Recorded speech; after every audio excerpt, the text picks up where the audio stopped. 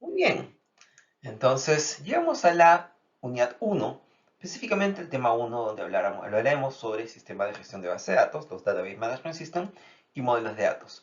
Este tema es muy importante porque la decisión que tenemos en esta etapa de la creación de una base de datos impactará definitivamente en cómo los datos son tratados, manejados y recuperados. Entonces, veremos un poco sobre los tipos de esquemas existentes y que tenemos a disposición para poder elegir y algunas decisiones que impactarán también en el rendimiento de la base de datos a futuro. Pues bien, hablemos un poco sobre la importancia del diseño de una base de datos. Imagínense que construimos una casa y no planeamos adecuadamente los planos. Probablemente esto tenga un impacto, ¿cierto? Lo mismo sucede con una base de datos. No es solamente cuestión de saber qué columnas van a necesitar en el futuro, sino también entender cuál es la mejor forma o cómo seguir las mejores prácticas para poder generar un mejor diseño que básicamente optimice el espacio, elimine la redundancia y permita flexibilidad en el momento de recuperar los datos. Pues bien, entendamos cuáles son los principales modelos de datos a utilizar. Primero, empezamos con los modelos conceptuales. Hablemos, por ejemplo, de la entidad-relación, el modelo entidad-relación. El modelo entidad-relación básicamente no modela la base de datos en detalle, sino básicamente las entidades o los objetos a partir de los cuales se van a almacenar datos. El modelo de entidad-relación fue creado por Peter Chen hace bastantes años y es hasta ahora, estoy hablando décadas después, se ha mantenido incólume, es uno de los modelos más efectivos para poder entender no el detalle de los tipos de datos ni de la base de datos en la cual se va a implementar el diseño, sino entender cuáles son los elementos que se van a guardar, los elementos de los cuales se van a almacenar datos y cómo estos se relacionan entre sí, cuáles son las relaciones, vínculos o enlaces que se van a generar entre estos elementos. Ese es el modelo entidad-relación. Pues bien, ahora, en el mundo de las bases de datos ya hablando, eso es un básicamente diseño conceptual, pero cuando ya hablamos del modelo físico, es decir, donde ya diseñamos, por ejemplo, cuáles son los tipos de datos que van a utilizarse en cada base de datos, hablamos de dos tipos de base de datos. Hay básicamente dos mundos paralelos. El primer mundo es el de la base de datos relacionales y el segundo es la base de datos dimensionales. Quiere decir, las bases de datos relacionales son bases de datos que están optimizadas para almacenar transacciones, mientras que las bases de datos dimensionales están optimizadas para almacenar no transacciones, sino para leer datos para consultas.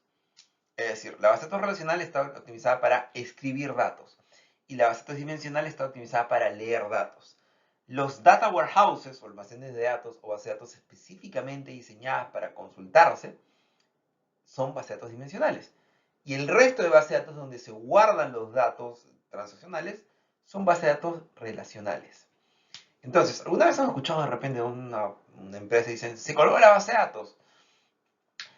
Esto sucede básicamente por un mal diseño. Muchas veces usamos las bases de datos relacionales para recuperar datos. Y estas bases de datos relacionales no están optimizadas para eso, están optimizadas para escribir datos. Si queremos recuperar, escribir, ojo, las bases de datos relacionales están optimizadas para escribir un dato a la vez. Si queremos recuperar muchos datos, 1000 datos, 10.000 datos de la base de datos relacional, se puede, pero no está optimizada para eso.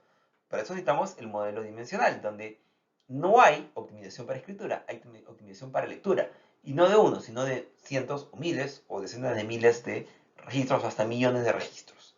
Entonces, la base de datos relacional y dimensional básicamente tienen usos distintos. La base de datos relacional tiene que ver con almacenamiento o escritura de transacciones y la base de datos dimensional tiene que ver con lectura de registros para poder hacer consultas en grandes cantidades, con grandes cantidades de registros. Pues bien, el objetivo de este curso no es hablar tanto de las bases de datos dimensionales, donde nosotros vamos a optimizar la lectura de datos. No va por ahí. El objetivo de este curso es más hablar de bases de datos relacionales. Es decir, esas bases de datos donde optimizamos la escritura de datos por sobre la lectura de estos. Entonces, el modelo relacional fue creado finales de los 70 pues, a partir de un paper, de un documento de investigación de un señor que se llamaba Edgar Frank Cott. Ese señor fue un ingeniero de la IBM que que propuso una manera en la cual los datos podrían almacenarse de una manera óptima, evitando la redundancia. Y llamó justamente base de datos relacional. ¿Y por qué se llama relacional? Uno dirá por estos enlaces que se ven en las relaciones. No. En teoría de base de datos, en la teoría que este señor Edgar Francot propuso, la tabla, la estructura de filas y columnas, la estructura tabular, se denomina relación.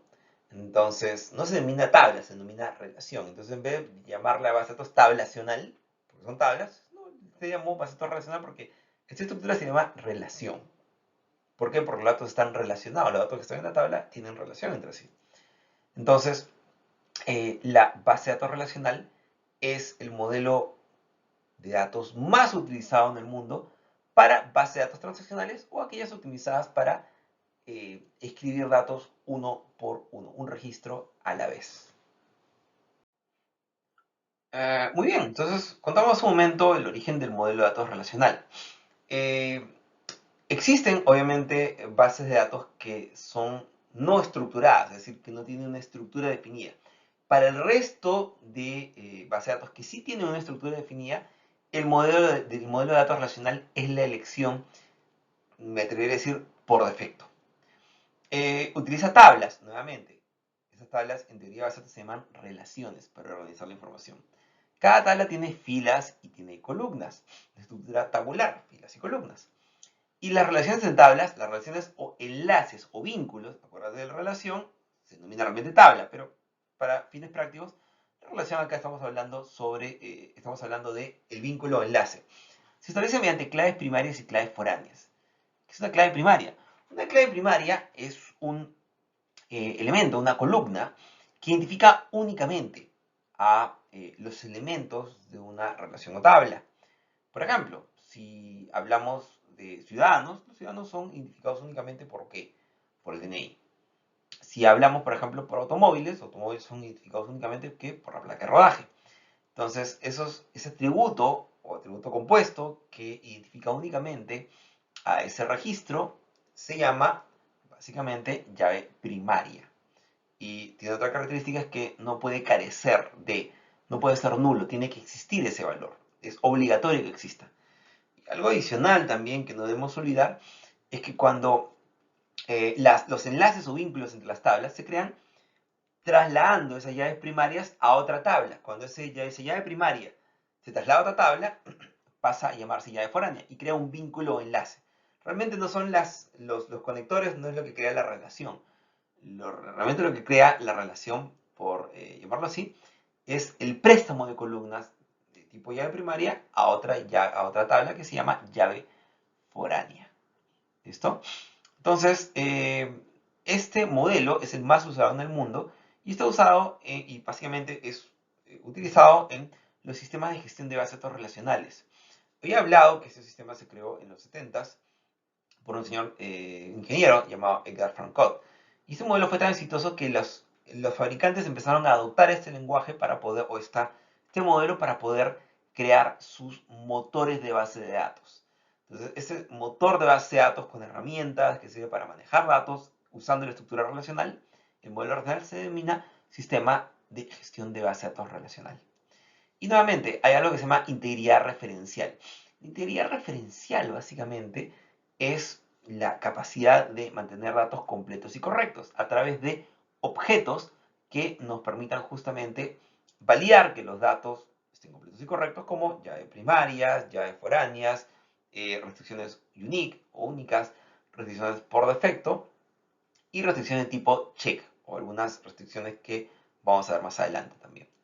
y soporta operaciones de álgebra relacional. ¿Qué quiere decir esto?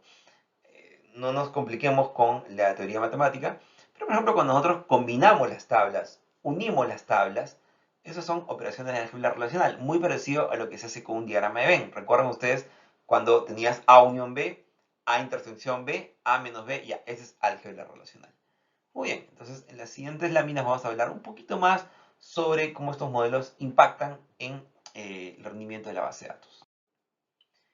Pues bien, los modelos relacionales de los cuales hablamos un momento están optimizados para escribir datos, un registro a la vez.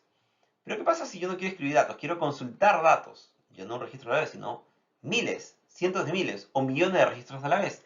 Acá hablamos del modelo dimensional. Los famosos data warehouses o data marts usan esa estructura, esta plantilla que se llama modelo dimensional. Nuevamente, ¿la idea cuál es? Es muy similar al modelo relacional, con la gran diferencia de que primero, adoptan distintos nombres y la estructura se basa en una tabla de hechos, en una tabla de transacciones, por decirlo así. La tabla de hechos es una tabla que tiene transacciones y tiene medidas cuantitativas, o sea, tiene cifras, cálculos, ¿ok? Y enlace a dimensiones, que son las tablas maestras. Muy bien, entonces los famosos data warehouses o data marts son o usan la estructura dimensional. Y nuevamente, no está optimizado para la escritura de datos, está optimizado para la lectura de datos. Y no de un dato a la vez, sino de decenas, de miles o millones de datos a la vez. Y bien, hablemos entonces del modelo de entidad-relación, al cual introdujimos un momento. El modelo de entidad-relación, nuevamente, es una forma de conceptualmente diseñar la base de datos. Acá en esta lámina vemos que no hay ninguna columna, no hay una tabla. Es básicamente los conceptos.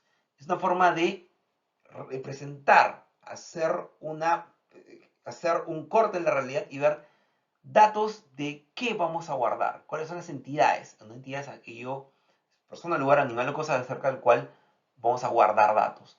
Y cómo se relacionan esas entidades entre sí. Esa es una entidad, que he explicado qué es, y esa relación es un verbo que explica cuál es el enlace entre estas dos.